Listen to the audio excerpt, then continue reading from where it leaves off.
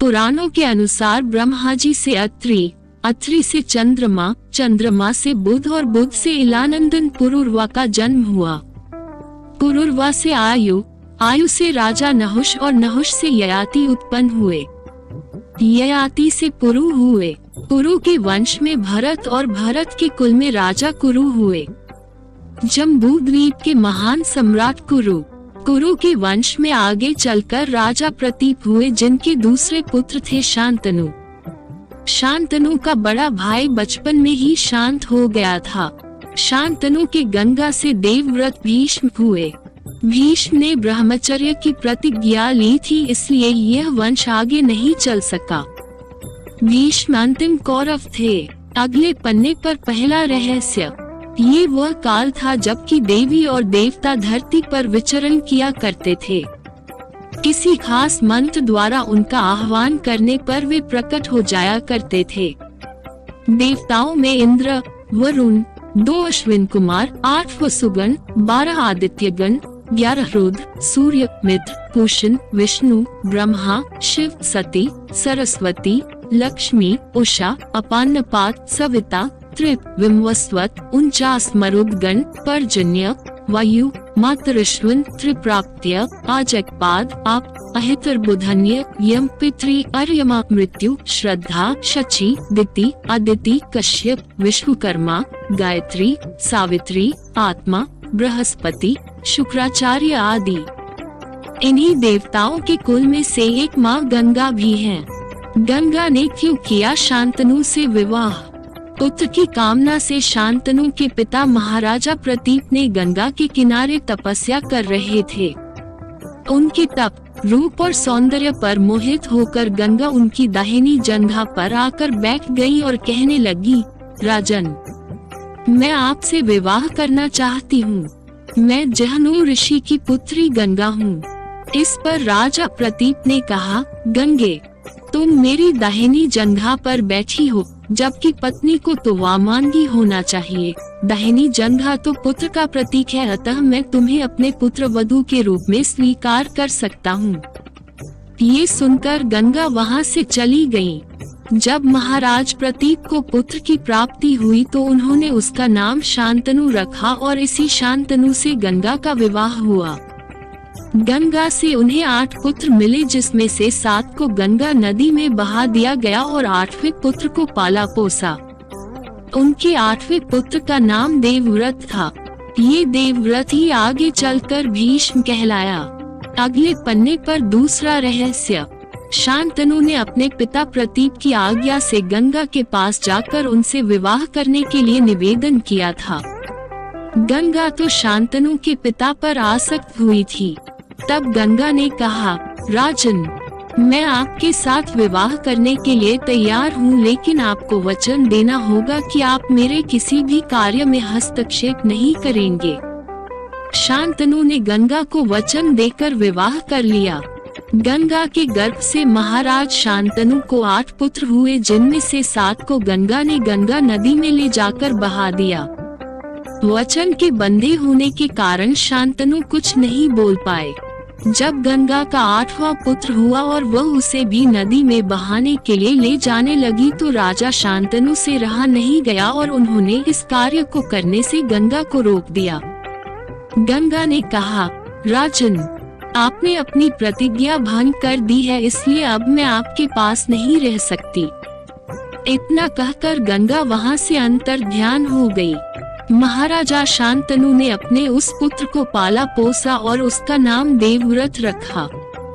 देवव्रत की किशोरावस्था में होने पर उसे हस्तिनापुर का युवराज घोषित कर दिया। यही देवव्रत आगे चलकर भीष्म कहलाए।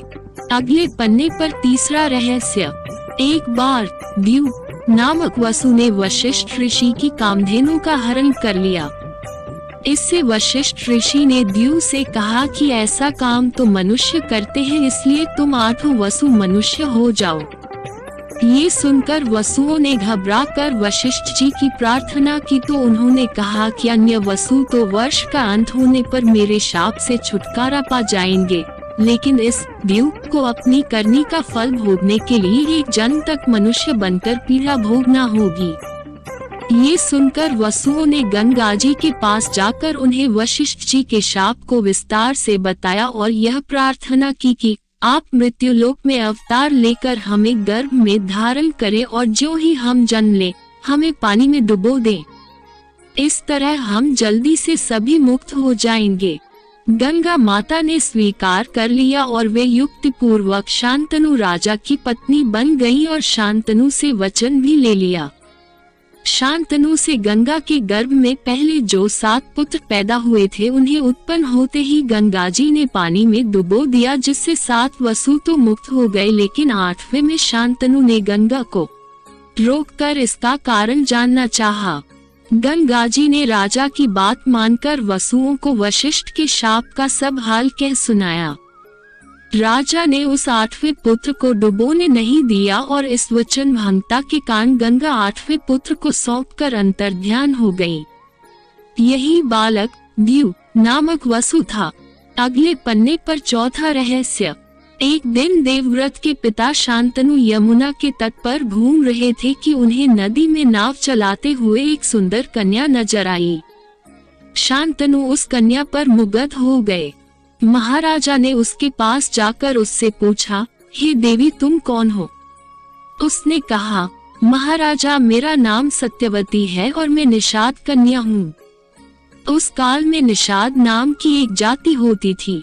महाराज उसके रूप यौवन पर रीझ कर उसके पिता के पास पहुँचे और सत्यवती के साथ अपने विवाह का प्रस्ताव किया।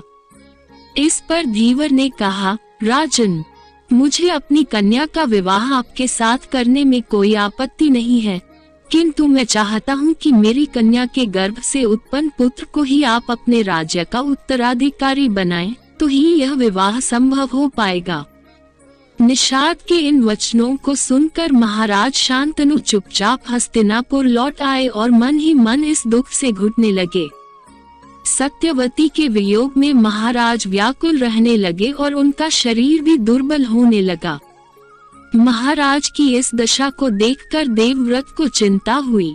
जब उन्हें मंत्रियों द्वारा पिता की इस प्रकार की दशा होने का कारण पता चला तो वे निषाद के घर जा पहुँचे और उन्होंने निषाद से कहा, हे निषाद, आप सहर्ष अपनी पुत्री सत्यवती का विवाह मेरे पिता शांतनु के साथ कर दें।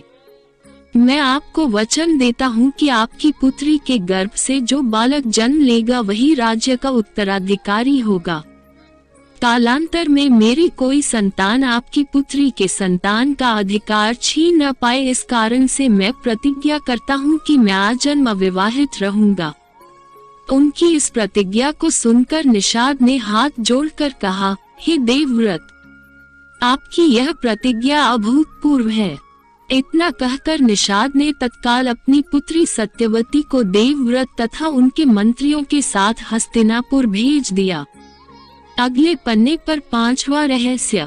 देवव्रत जब निषाद कन्या सत्यवती को लाकर अपने पिता शांतनु को सौंपते हैं तो शांतनु की खुशी का ठिकाना नहीं रहता। शांतनु प्रसन्न होकर देवव्रत से कहते हैं, हे पुत्र, तूने पितृभक्ति के वशीभूत होकर ऐसी कठिन प्रतिज्ञा की है जो न आज तक किसी ने की है और न भविष्य में कोई करेगा। तेरी इस पितृभक्ति से प्रसन्न होकर मैं तुझे वरदान देता हूँ कि तेरी मृत्यु तेरी इच्छा से ही होगी। तेरी इस प्रकार की प्रतिज्ञा करने के कारण तू भीष्म कहलाएगा और तेरी प्रतिज्ञा भीष्म प्रतिज्ञा के नाम से सदैव प्रख्यात रहेगी। अगले पन्ने पर 6वां रहस्य। सत्यवती के गर्भ से महाराज शांतनु को चित्रांगद और विचित्रवीर्य नाम के 2 पुत्र हुए। शांतनु की मृत्यु के बाद चित्रांगद राजा बनाए गए, किंतु गंधर्वों के साथ युद्ध में उनकी मृत्यु हो गई। तब विचित्रवीर्य बालक ही थे। फिर भी भीष्म विचित्रवीर्य को सिंहासन पर बैठाकर खुद राजकार्य देखने लगे।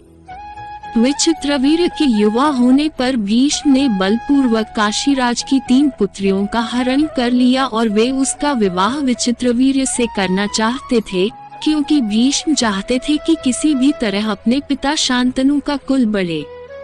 लेकिन बाद में बड़ी राजकुमारी अम्बा को छोड़ दिया गया, क्योंकि वह शाल्वराज को चाहती थी। अन्य दोनों अम्बालिका और अंबिका का विवाह विचित्रवीर्य के साथ कर दिया गया, लेकिन विचित्रवीर्य को दोनों से कोई संतानें नहीं हुई और वह भी चल बसा। एक बार फिर गद्दी खाली हो गई। सत्यवती शांतनु का वंश तो डूब गया और गंगा शांतनु के वंश ने ब्रह्मचर्य की प्रतिज्ञा ले ली थी। अब हस्तिनापुर की राजगद्दी फिर से खाली हो गई थी। परशुराम से युद्ध, विचित्रवीर्य के युवा होने पर उनके विवाह के लिए भीष्म ने काशीराज की 3 कन्याओं का बलपूर्वक हरण किया था, जिसमें से एक को शाल्वराज पर अनुरक्त होने के कारण छोड़ दिया था। लेकिन शाल्वराज के पास जाने के बाद अम्बा को शाल्वराज ने स्वीकार करने से मना कर दिया। अम्बा के लिए ये दुखदायी स्थिति हो चली थी। अम्बा ने अपनी इस दुर्दशा का कारण भीष्म को समझकर उनकी शिकायत परशुराम जी से की। परशुराम जी ने अन्याय के खिलाफ लड़ने की ठानी। परशुराम जी ने भीष्म से कहा कि तुमने अम्बा का बलपूर्वक अपहरण किया है, अतः अब तुम्हें इससे विवाह करना होगा, अन्यथा मुझसे युद्ध के लिए तैयार हो जाओ। भीष्म और परशुराम जी का 21 दिनों तक भयंकर युद्ध हुआ। अंत में ऋषियों ने परशुराम को सारी व्यथा कथा सुनाई और भीष्म की स्थिति से भी उनको अवगत कराया। तब कहीं परशुराम जी ने ही युद्ध विराम किया। इस तरह भीष्म द्वारा लिए गए ब्रह्मचर्य के प्रण पर वे अटल रहे। सत्यवती के शांतनु से उत्पन्न दोनों पुत्र चित्रांगद और विचित्रवीर्य की मृत्यु हो जाने के बाद सत्यवती भीष्म से बार बार अनुरोध करती हैं कि पिता के वंश को चलाने के लिए अब तुम्हें विवाह कर पुत्र उत्पन्न करना चाहिए, लेकिन भीष्म अपनी प्रतिज्ञा तोड़ने को तैयार नहीं होते हैं। ऐसे में सत्यवती विचित्रवीर्य की विधवा अम्बालिका और अंबिका को नियोग प्रथा द्वारा संतान उत्पन्न करने का सोचती है। भीष्म की अनुमति लेकर सत्यवती अपने पुत्र वेदव्यास द्वारा अंबिका और अम्बालिका के गर्भ से यथाक्रम धृतराष्ट्र और पांडु नाम के पुत्रों को उत्पन्न करवाती है। शांतनु से विवाह करने के पूर्व सत्यवती ने अपनी कुंवारी अवस्था में ऋषि पराशर के साथ सहवास कर लिया था, जिससे उनको वेदव्यास नामक एक पुत्र का जन्म हुआ था। वे अपने इसी पुत्र से अंबिका और अम्बालिका के साथ संयोग करने का कहती है। इस तरह ये कुल ऋषि कुल कहलाता है। भीष्म पितामह ने विवाह नहीं करके ब्रह्मचर्य का पालन किया था। उन्होंने अविवाहित रहकर भी इस व्रत का कठोरता से पालन किया था। इसके लिए वे योगारूढ़ होकर ब्रह्म का ध्यान किया करते थे। उनके समक्ष श्री कृष्ण बच्चे ही थे, लेकिन उन्होंने कृष्ण को भगवान रूप में पहचान लिया था। वे सदा कृष्ण भक्ति में लीन रहते थे। महाभारत युद्ध के दौरान श्री कृष्ण ने निहत्थे रहकर अर्जुन का रथ हाँकने की प्रतिज्ञा की थी, लेकिन भीष्म ने उनसे शस्त्र ग्रहण करने का वचन ले लिया था। कृष्ण के लिए ये धर्म संकट की स्थिति बन गई थी। अंत में भक्त की लाज रखने को जब श्री कृष्ण रथ का पहिया लेकर दौड़ पड़े, तब भीष्म ने हथियार रख दिए और श्री कृष्ण के हाथों मारे जाने में ही अपनी मुक्ति समझने लगे। कृष्ण ने ऐसा करके अपने हथियार न धारण करने की प्रतिज्ञा भी पूरी की और भीष्म के कहने पर हथियार धारण करने का वचन भी पूरा कर दिया। अगले पन्ने पर 10वां रहस्य। महाभारत के युद्ध में भीष्म पितामह कौरवों की तरफ से सेनापति थे। कुरुक्षेत्र का युद्ध आरंभ होने पर प्रधान सेनापति की हैसियत से भीष्म ने 10 दिन तक घोर युद्ध किया था। 9वें दिन भयंकर युद्ध हुआ, जिसके चलते भीष्म ने बहादुरी दिखाते हुए अर्जुन को घायल कर उनके रथ को जर्जर कर दिया। युद्ध में आखिरकार भीष्म के भीषण संहार को रोकने के लिए कृष्ण को अपनी प्रतिज्ञा तोड़नी पड़ती है। उनके जर्जर रथ को देखकर श्री कृष्ण रथ का पहिया लेकर भीष्म पर झपटते हैं, लेकिन वे शांत हो जाते हैं। परंतु इस दिन भीष्म पांडवों की सेना का अधिकांश भाग समाप्त कर देते हैं। 10वें दिन भीष्म द्वारा बड़े पैमाने पर पांडवों की सेना को मार देने से घबराए पांडव पक्ष में भय फैल जाता है। तब श्री कृष्ण के कहने पर पांडव भीष्म के सामने हाथ जोड़कर उनसे उनकी मृत्यु का उपाय पूछते हैं। भीष्म कुछ देर सोचने पर उपाय बता देते हैं। अगले पन्ने पर 11वां रहस्य।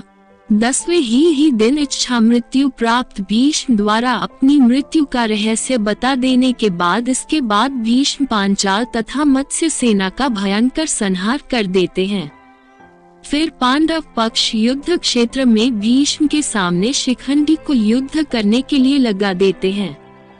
युद्ध क्षेत्र में शिखंडी को सामने डटा देखकर भीष्म अपने अस्त्र शस्त्र त्याग देते हैं। इस मौके का फायदा उठाकर कृष्ण के इशारे पर बड़े ही बेमन से अर्जुन ने अपने बाणों से भीष्म को छेद दिया। भीष्म बाणों की शरशैया पर लेट जाते हैं। दरअसल भीष्म ने अपनी मृत्यु का रहस्य ये बताया था कि वे किसी नपुंसक व्यक्ति के समक्ष हथियार नहीं उठाएंगे। इसी दौरान उन्हें मारा जा सकता है। इस नीति के तरह युद्ध में भीष्म के सामने शिखंडी को उतारा जाता है। भीष्म को अर्जुन तीरों से छेद देते हैं। वे कराहते हुए नीचे गिर पड़ते हैं। जब भीष्म की गर्दन लटक जाती है तब वे अपने बंधु बांधवों और वीर सैनिकों से क्या कहते हैं, जानिए अगले पन्ने पर। अगले पन्ने पर 12वां रहस्य। भीष्म के शरशैया पर लेटने की खबर फैलने पर कौरवों की सेना में हाहाकार मच जाता है। दोनों दलों के सैनिक और सेनापति युद्ध करना छोड़कर भीष्म के पास एकत्र हो जाते हैं। दोनों दलों के राजाओं से भीष्म कहते हैं, राजन्यगण, मेरा सिर नीचे लटक रहा है, मुझे उपयुक्त तकिया चाहिए। उनके एक आदेश पर तमाम राजा और योद्धा मूल्यवान और तरह तरह के तकिए ले आते हैं, किंतु भीष्म उनमें से एक को भी न लेकर मुस्कुराकर कहते हैं कि ये तकिए इस वीर शैया के काम में आने योग्य नहीं है राजन। फिर वे अर्जुन की ओर देखकर कहते हैं, बेटा, तुम तो क्षत्रिय धर्म के विद्वान हो, क्या तुम मुझे उपयुक्त तकिया दे सकते हो?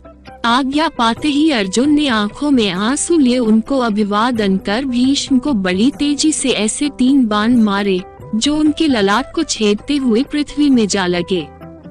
बस इस तरह सिर को सिरहाना मिल जाता है।